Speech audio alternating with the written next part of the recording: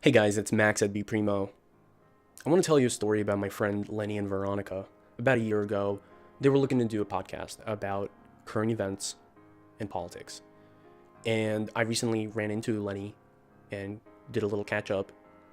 And I asked him, hey, how's the podcast going? And he said, oh, we sort of gave up on that. It wasn't getting any traction. People weren't listening. And frankly, it was taking too much time editing. And, it just took a lot of time.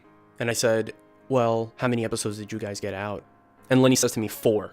And I sort of chuckled to myself because our goal at BePrimo is to do about 2 to 3 a week for the first 3 months at least.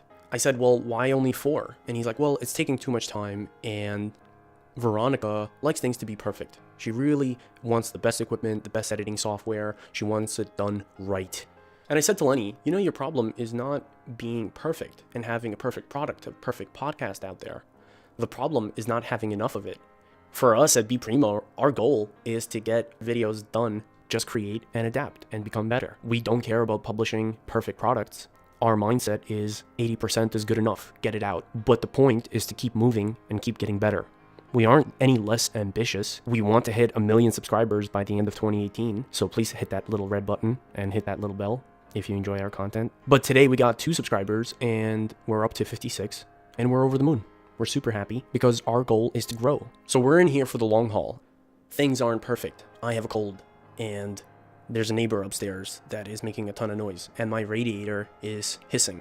And frankly, I'm probably not going to like the way I sound in this recording. But my goal is to put out as much content as possible. It's not to have it be perfect.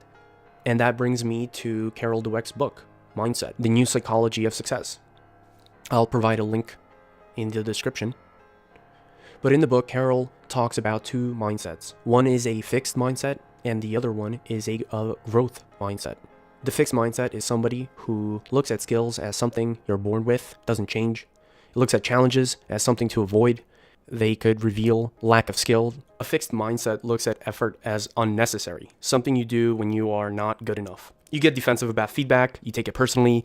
You also blame others when setbacks happen, and you get discouraged and give up.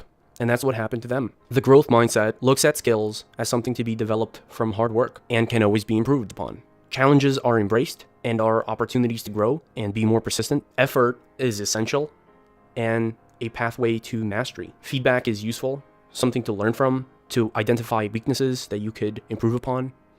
And setbacks are a wake-up call to work harder next time. They're not an end, but are instead a beginning. They're usually a new starting point to learn. A good quote that this reminds me of is, there is no failure, there's only feedback. Because wherever you are, it's a new starting point to try again. So think about where you're at right now.